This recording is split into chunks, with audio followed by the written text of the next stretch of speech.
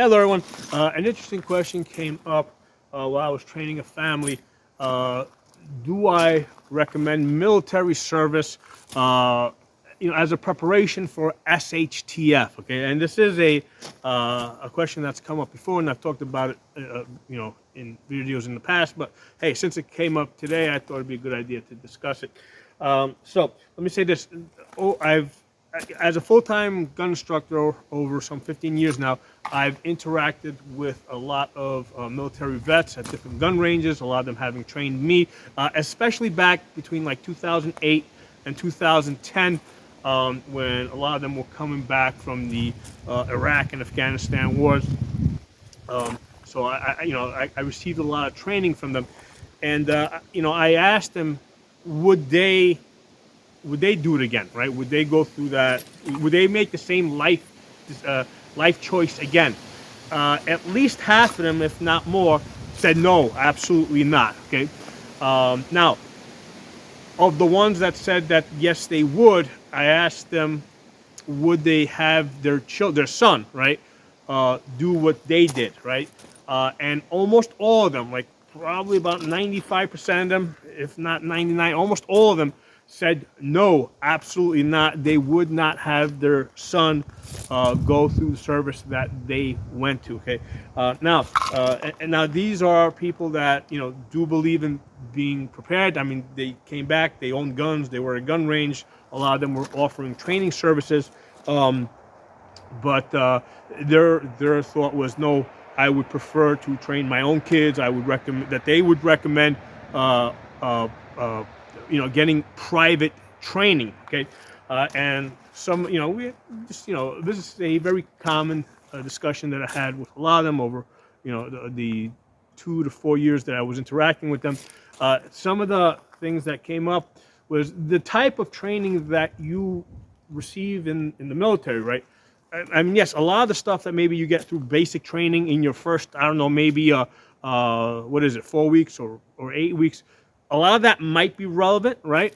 But a lot of the other stuff that they do, right? The other 90% of the stuff that they do is probably not relevant, right? Because for one thing, it involves working with a unit, for one thing, right? A unit that trains together.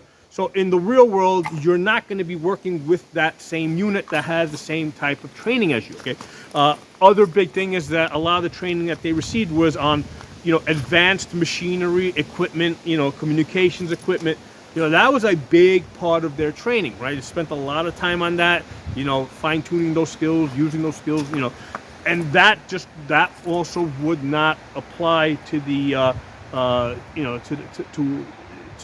to a realistic SHTF type of situation that you might find yourself in, okay? So these are reasons that I received from them. Now, a lot of people go into the military thinking that they're gonna go in, they're gonna get like all this training, and they're gonna come out and they're gonna have like people lining up to hire them. A lot of them thought that they were gonna become like they're gonna go work for a lot of these military contractors, and this is something I experienced firsthand from people that were coming back. Especially back between 2008 2010, a lot of them had a real hard time getting jobs. Okay, a lot of them were trying to get jobs at gun ranges that I was either supervising or I was running, and I didn't have any military experience. Okay, the difference is that they had good military training, all right, and they were really good at interacting with other military people.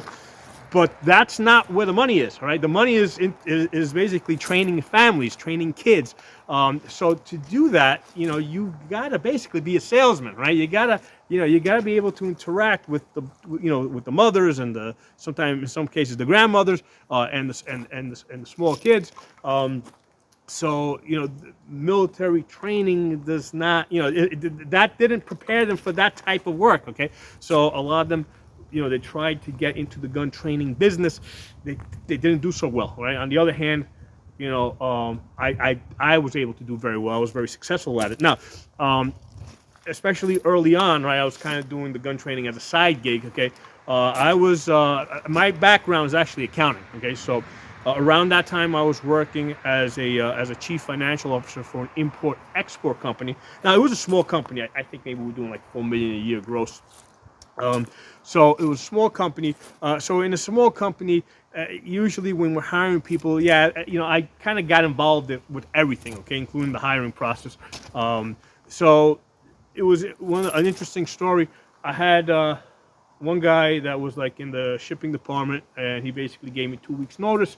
And he said that he was leaving. It was probably sometime around like 2005, 2006. Told me he was leaving, right? And I asked him what he was going to do. He said he was going into the military. Okay, and I asked him, "Oh, interesting. Okay, why? Just out of curiosity. At that point, I wasn't even a gun instructor. I was still living in New York City. I asked him why are you doing that, and he said that he's interested in new opportunities and getting training and new opportunities and that kind of stuff. Um, I said, okay, that's interesting. Okay, so good luck to you. Shook his hand. And then I started interviewing people to replace him. Okay, well, I put out the ad for people to start coming in. We went through, had somebody else do the initial interviews. After they selected something like 6 people, that these are 6 good candidates. I interviewed those people. So in one case, one of those people had just come back and I don't remember if it was Iraq or Afghanistan, but he had just come back. He had just come out of the military, right? And he was now interviewing for the same position as the person that just left to go into the military. Okay, so interesting question. So I'm interviewing this guy. I can see that he just came out of the military. Combat veteran, and I asked him, okay, very interesting. Why are you interested in this position in this company? And he told me the same exact thing. He's looking for new opportunities, and he's looking to get training and new opportunities and a career path. So he pretty much gave me the same. The person coming in that just left the military gave me pretty much the same answer as the guy that left the company that was going into the military, right? So that was the first indication. Again, this is before I even got into the gun culture. The first indication that despite what your recruiter might tell you, you're not gonna, the way you go into the military for the most part is the way you're gonna come back out. There might be less of you, but for the most part, you're not gonna be that much more employable. Okay, that I can tell you 100%. Me interviewing people for the shipping department, the fact that they had military service really didn't. I didn't think that it would make them better at performing that job. Okay, just something for you guys to think about. Now, there is an exception to this. The one exception that I have come across. Okay. This is the only exception that I have come across, me personally, where I have met people, is people going into the Air Force, okay, specifically to learn to become pilots, okay, because becoming a pilot is really expensive. If you're doing it privately, you got to run up a lot of flight hours, and people that go into the military, go into the Air Force or maybe into the Navy, and actually and become pilots, and that's something. It's got to be like contractual, where you make a contract basically with the Air Force that, hey, this is what I'm going in for. This is what if you can't do this, then basically contract's over. Okay, that's how that's got to be set up, and you can do that, right? That is something. At least the last time I spoke to them, that is something that can be laid out in writing. So I've met several commercial pilots, okay, that make damn good money. And the way that they became pilots is because they were trained by the military, did that for a bunch of years. Then when they came out, they were able to work for as commercial pilots. Okay, so yeah, that's a winner right there. As far as like a lot of people say they're going to go into the military to work as mechanics. Again, if you're going in to work on airplanes, I've heard, not that I met them personally, but the pilots have told me of a lot of people that have succeeded that way. If you work as a mechanic in the military on airplanes, you come out, that's a good path. Okay, but people going into the military to work on like trucks to learn to become an auto mechanic, yeah, when you come out, there's not a huge advantage there. I mean, that's just how it is. But anyway, getting back on topic, as far as training for SHTF, the veterans coming back, and again, this information goes back now quite a year, it's now 2025, and I was interacting with these guys back in 2008 to 2010, maybe up through 2012. But after 2012, I mean, at that point, they all kind of found their paths, and I didn't see them at the gun ranges. You know, for the most part, they pretty much got out of like initially they tried to get into the gun business, but most of them just got out of the gun business because, you know, I mean, the gun business is about sales, right? Whether you're selling guns or you're selling gun training, you gotta be able to sell. Okay, you gotta be able to sell your personality, you gotta be able to sell your skills. You know, and that's not necessarily something that you're gonna get in the military. Okay, so as far as what the vets told me, right? Back between 2008 and 2012, is the military a good place to get SHTF skills? I mean, yeah, obviously you go in, you're gonna pick up some, right?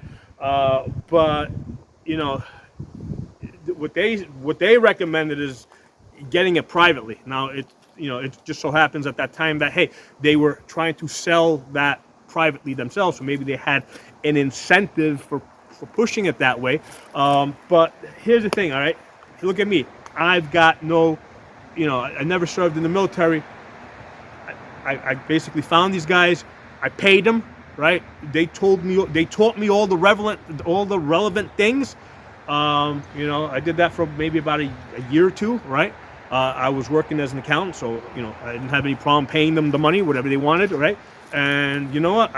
After 2 years, whatever it was, 4 years of collecting that information. At some point I turned around and I started selling that information myself, right? I eventually became a full-time gun instructor. And the truth is, like, I don't make anywhere near the money that I was making as an accountant. It's just a lot more fun, right? It's a much more fun. It's a better way for me to live, okay? But I don't think I could have got here by going through the military, okay? The way I got here is by, being a successful businessman, making a bunch of money, and then being able to use that money to do what I want to do. Okay, so I think the same thing applies to anything else, right? If you want to make a living teaching people how to ski, right, or how to scuba dive, I don't think that the way to do that is to become like join the Navy SEALs and become an expert scuba diver. Okay, I think the way to do that, right, the way to become successful as a scuba diver trainer, right, is to make money doing something else and then purchase the skills, the scuba diving skills, and then after you do that long enough, eventually you'll be able to, turn that into a business, okay? And then you also got the backup where if that's not doing so well, hey, you can just go back to what you were doing originally, okay? So, something for you guys to think about.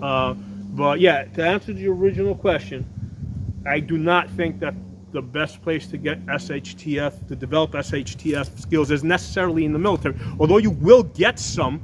For one thing, a lot of that stuff a lot of the training that you will get over the whole time that you will be there will not be relevant to the SHTF in your world, right? Dealing with your personally owned equipment, with your limited resources as a civilian, and interacting with the people that you have around you, okay?